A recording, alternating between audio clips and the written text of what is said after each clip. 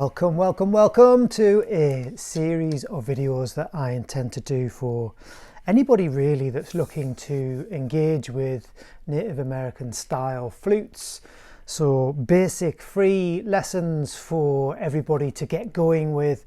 Perhaps, I don't know, you may have bought from somewhere else or you may have purchased one of my branch flutes. These are just accessible, fairly short video tutorials for people to share and engage with, either on my YouTube channel or on my Facebook page. So I've given it a little bit of thought of what to do for my very first video, and I think these are definitely aimed to help people at the beginning of their flute journey.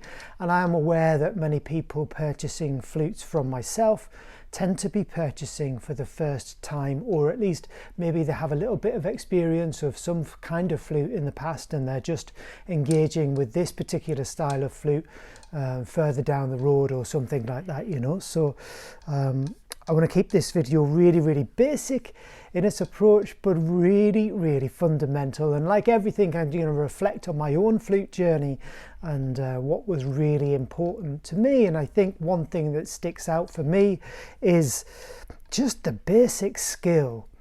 So boring, isn't it? And I will go on at the end of this video to demonstrate the basic skill on a 5-hole flute like this one here. But every pop, trick, slide, whistle, jazzy thing that you pick up from somebody else's playing, and inevitably you're going to be viewing other people's playing online, trying to pick up little things that resonate with you, that sound amazing, and that you want to implement in your own flute playing as part of your own improvised flute playing. Because I'm not really a flute player that plays music, sheet music. Perhaps maybe with the Irish flute I might do a little bit of that.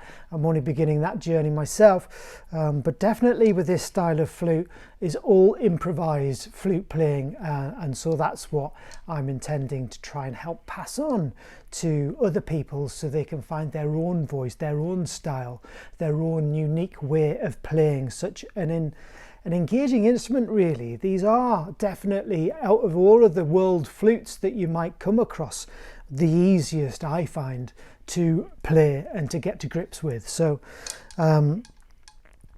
yeah, every little pop, trick or whistle that you might find and discover or observe through somebody else's playing, just incorporate that, even just on one note or two notes, as you may get a little bit more advanced with it, on the basic scale.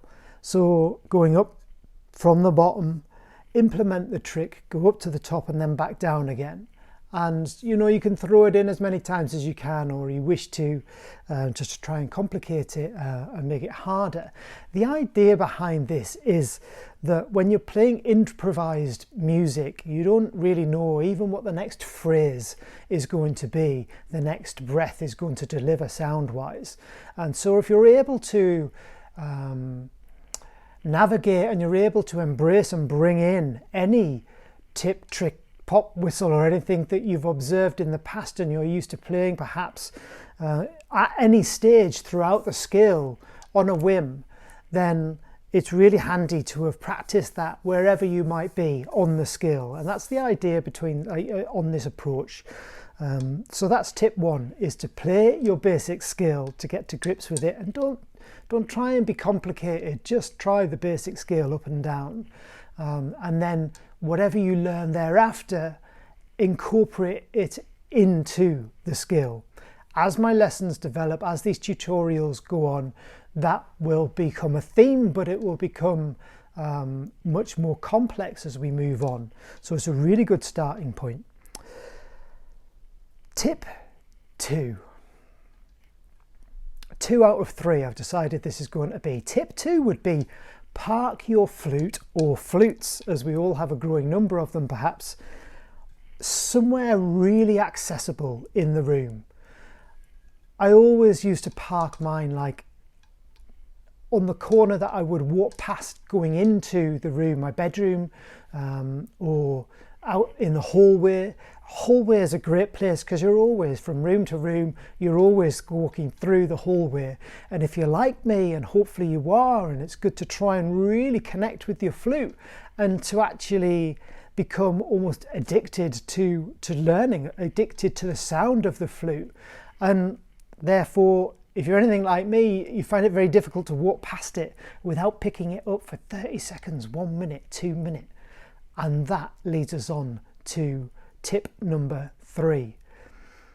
Because it really does only take 2 or 3 minutes practice a day to at least keep in touch with what you've learned or how advanced you've become, to keep on top of that, to re-engage with however far you got the previous day, and to perhaps then take it a little step further. Step 3, or tip 3 rather, is pick up your flute every single day. So put it somewhere, tip 2, put it somewhere so accessible that you find it hard to walk past, and make sure you pick it up every single day, even if it's for 3 minutes, 5 minutes. I guarantee if you have the intention that it's only for 1 minute, 2 minutes, you'll probably play a little bit longer, because that time goes like that when we're playing such a beautiful, engaging instrument, which is really easy to approach. So yeah, that's really, really simple stuff. The skill, practice your skill, and anything thereafter incorporate into the skill.